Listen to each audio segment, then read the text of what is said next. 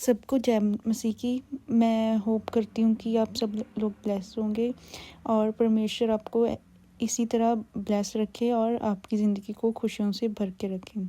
मैं आज पहली स्टोरी से स्टार्ट कर रही हूँ क्योंकि मैं चाहती हूँ कि मैं स्टेप बाय स्टेप चलूँ, ताकि कोई भी चीज़ ऐसी ना हो कि मैं जो चीज़ मैं मिस कर दूँ, ताकि आप लोग प्रॉपर एक एक प्रोसेस की तरह सब कुछ चले, आप अच्छे स्टेप बाय स्टेप हर एक चीज़ को समझ सके। इस तरह क्या होता है कि सब लोग अच्छे से एक स्टोरी को, एक महान काम को अच्छे से देख सकते हैं।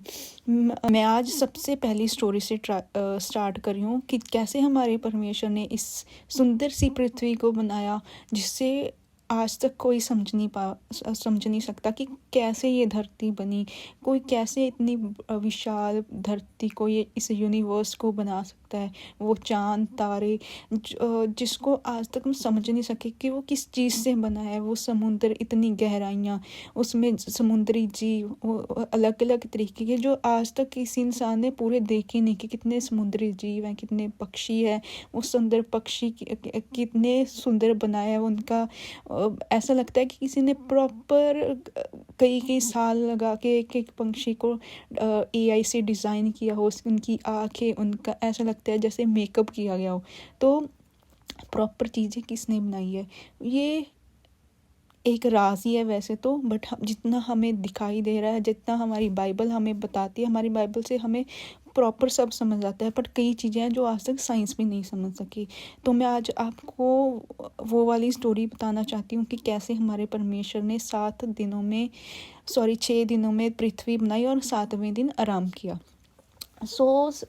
स्टार्टिंग में कुछ भी नहीं था, चारों तरफ था सिर्फ अंधेरा ही अंधेरा, जैसे कि परमेश्वर में आने से पहले हमारी सबकी ज़िंदगी में भी था।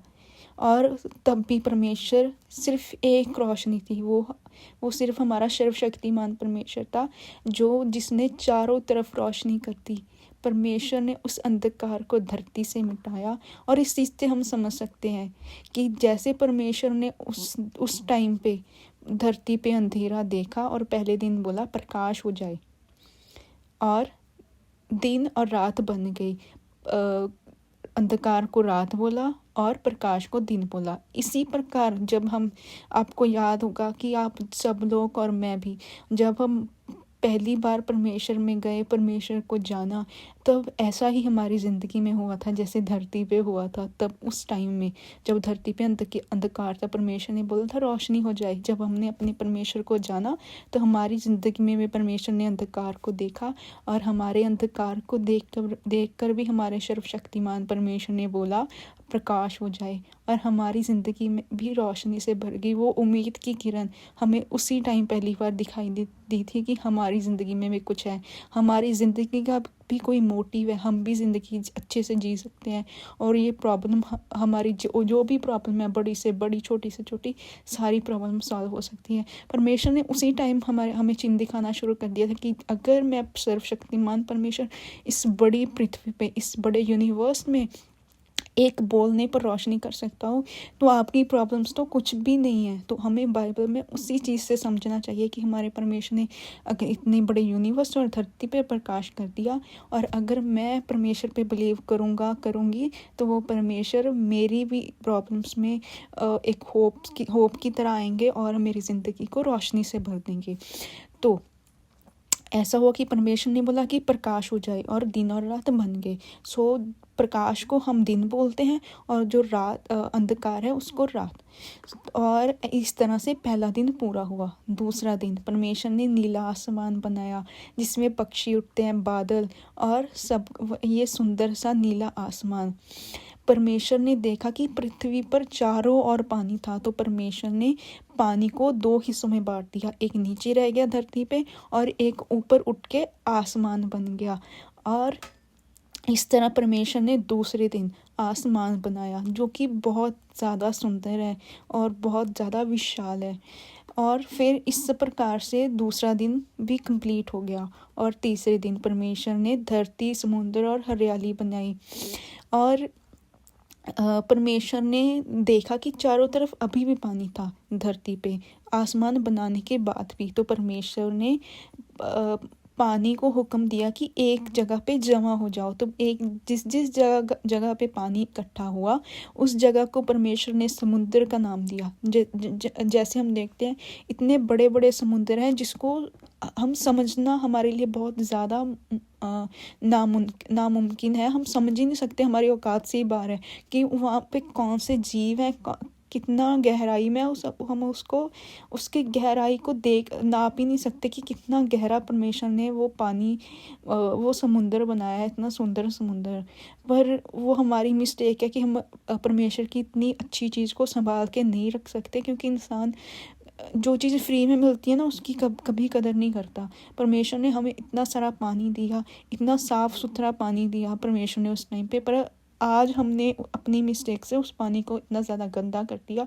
सो मैं जानती हूँ कि मैं स्टोरी से बाहर जा रही हूँ थोड़ा, बट हमें समुद्र का ध्यान रखना चाहिए, क्योंकि वो हमारी परमेश्वर का गिफ्ट है। और कोई हमें गिफ्ट देता है प्यार से तो हमें उस चीज़ का ध्यान रखना चाहिए, क्योंकि ऊपर से वो हमारे सर्वशक्तिमान परमेश्वर का गिफ्ट है। और धरती भी परमेश्वर ने एक जगह पे पानी स्टोरी पे वापस आते हैं। परमेश्वर ने एक जगह पे पानी इकट्ठा किया और पानी को जहाँ पे पानी इकट्ठा हो उसे समुद्र का नाम, नदियाँ वगैरह सब कुछ बनाया। और जहाँ पे सूखी ज़मीन थी उसको धरती बुलाया, जहाँ पे आज हम रहते हैं, ताकि हम वहाँ पे अच्छे से रह सके, ताकि हमें पानी भी मिल सके और सूखी जगह पे हम अच्छे से रह सके। तो परमेश्वर ने हमारे बारे में भी सोचा और जीवों के बारे में भी। जो लोग पशु पक्षी है वो पानी भी पी सकें, हम लोग भी पानी पी सकें और समुद्री जीव भी वहाँ पे रह सकें, और पानी की मदद से हम पौधे भी उगा सके, ताकि फ्यूचर में हमें कोई प्रॉब्लम ना आए। तो हमारा परमेश्वर बहुत ज़्यादा महान है। और उस तीसरे दिन ही परमेश्वर ने घास, फूल, पेड़, फलदार वृक्ष भी बनाए, ताकि हमें खाने पीने की भी कोई प्रॉब्लम ना आए। परमेश्वर ने ये जो हम फल फ्रूट सब कुछ खाते हैं, ये हम अगर खुद सोचते कि हमें कुछ खाने के लिए चाहिए तो हम तो बना ही नहीं सकते थे। ये सब हमारा परमेश्वर ही सोच सकता है कि इतनी अच्छी इतने टेस्टी फ्रूट, ताकि हमारी बॉडी को प्रॉपर शक्ति मिलती रहे, एनर्जी मिलती रहे और हम जिंदा रह सकें। ये सब हमारा परमेश्वर ही सोच सकता है। तो इस तरह से तीसरा दिन पूरा हुआ। चौथा दिन, सूरज, चाँद और तारे। तब क्या था कि प्रकाश का कोई भी सोर्स नहीं था वहाँ पे धरती पे। तो हमारी धरती पे ऐसा कुछ चाहिए था कि हमारे पास दिन में भी रोशनी हो और रात में भी रोशनी हो।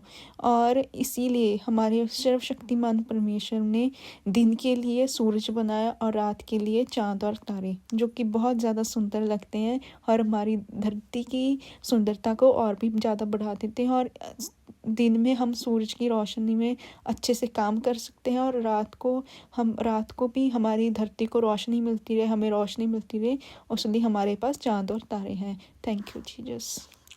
पांचवा दिन, पक्षी और समुद्री जीव। परमेश्वर ने पांचवें दिन में सुंदर सुंदर पक्षी बनाए, जो कि बहुत ज़्यादा सुंदर है, जो जिन्हें आज तक हम नहीं समझ सकते। वो आकाश में उड़ने लगे। और परमेश्वर ने बड़ी बड़ी मछलियाँ, छोटी छोटी मछलियाँ, बहुत डिफरेंट समुद्री जीव बनाए, जो कि बहुत ज़्यादा सुंदर थे देखने में। और इस तरह से पांचवा दिन भी पूरा हुआ।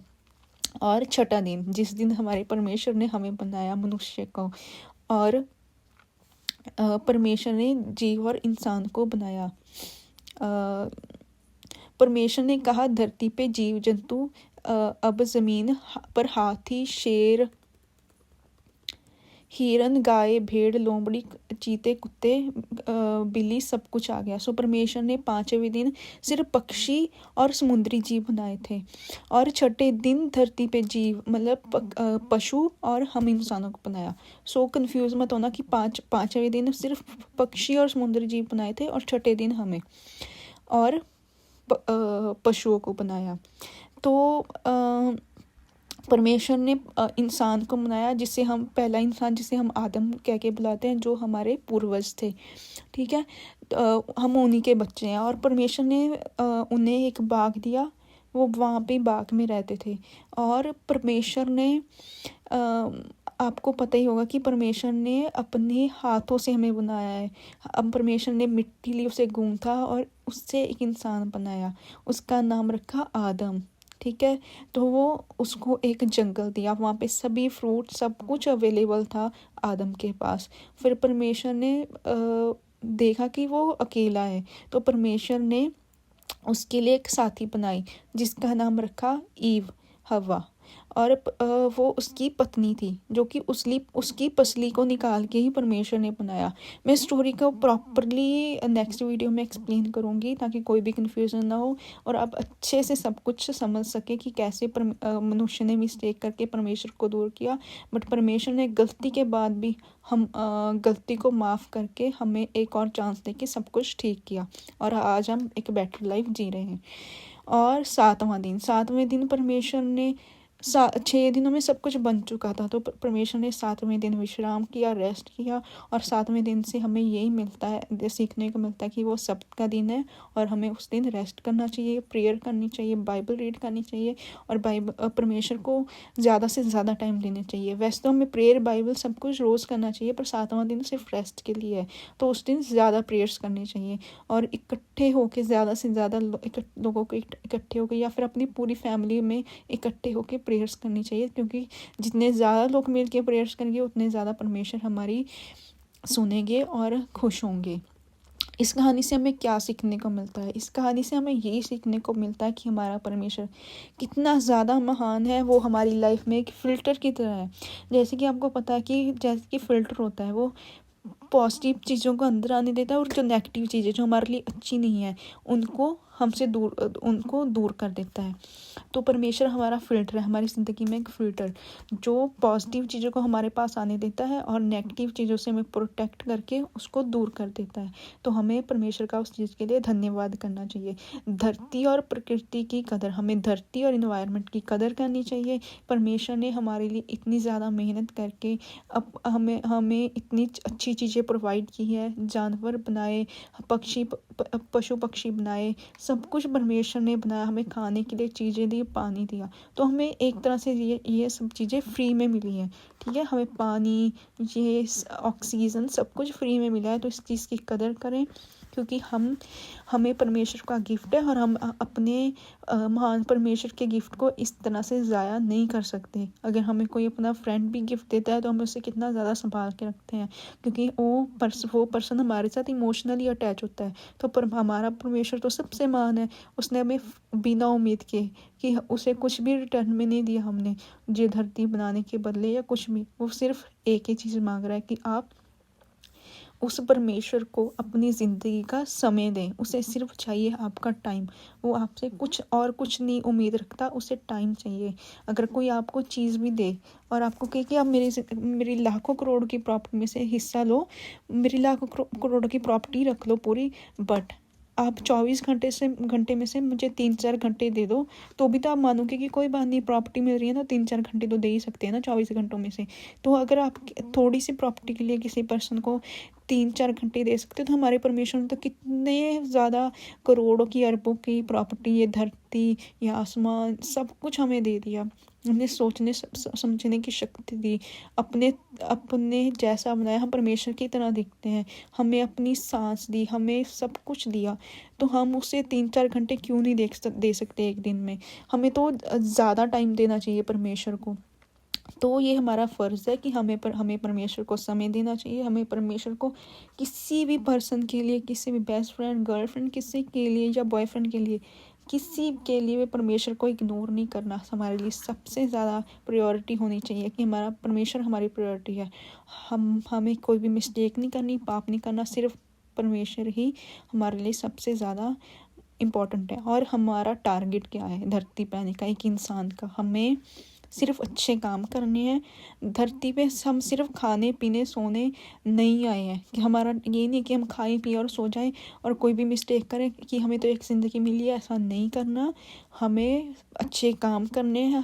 हमें परमेश्वर काम हम लोग करते हैं, हम लोग चर्च बिलीवर्स हैं, हम लोग काम अगर कुछ भी अच्छा करेंगे वो उसकी महानता, उसकी प्रशंसा भी होगी तो परमेश्वर का परमेश्वर, क्योंकि हमारा नाम किसी चीज़ में नहीं आएगा। अगर हम अच्छे कर्म करेंगे तो भी हम लोग परमेश्वर को महान बोलेंगे, अगर हम बुरे काम करेंगे तो बुरा भी लोग परमेश्वर के लिए बोलेंगे कि इन्होंने परमेश्वर से ये सीखा, ये चर्च जाके गलत काम कर रहे हैं, शायद चर्च में ही गलत चीज़ें सिखा रहे हैं, या इनका परमेश्वर ही गलत है और इनका परमेश्वर गलत चीज़ें सिखा रहा है। तो हमें परमेश्वर के नाम पे कुछ नहीं आने देना।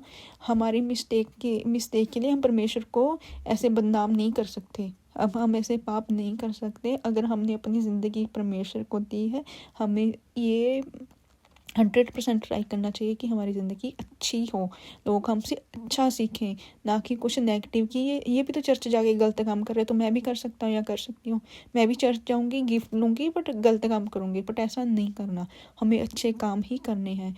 और सबसे मेन चीज़, आराम भी ज़रूरी है, इसमें जाना ना भूले। अंकुर नरूला मिनिस्ट्री को भी फॉलो करें, वहाँ पे जाके मीटिंग अटेंड करें, ताकि आप किसी भी शहर में हो, किसी भी कंट्री में हो, तो आप किसी भी ब्रांच में जा सकते हो। हर कंट्री में उनकी ब्रांचेस हैं, तो आप वहाँ पे जाके मीटिंग अटेंड करें, अपनी ब्लेसिंग्स लें, ताकि आप सुपर ब्लेस हो जाए और आपकी लाइफ में सब कुछ पॉजिटिव हो। सबको जय मसीह की, परमेश्वर आपको ब्लेस करे, आपकी ज़िंदगी खुशियों से भरी रहे। और प्लीज़ आप मेरे लिए भी प्रेयर करें। दुनिया में जितने भी चर्च बिलीवर्स हैं, एक दूसरे के लिए प्रेयर करें, ताकि हमारा परमेश्वर हमारे साथ रहे और हमारी ज़िंदगी को खुशियों से भर दे। मैं भी आप लोगों के लिए प्रेयर करूँगी कि आपकी ज़िंदगी से जितनी प्रॉब्लम्स हैं, जितने भी नेगेटिव लोग हैं, वो दूर हो जाएं। Thank you. जय मसीह की।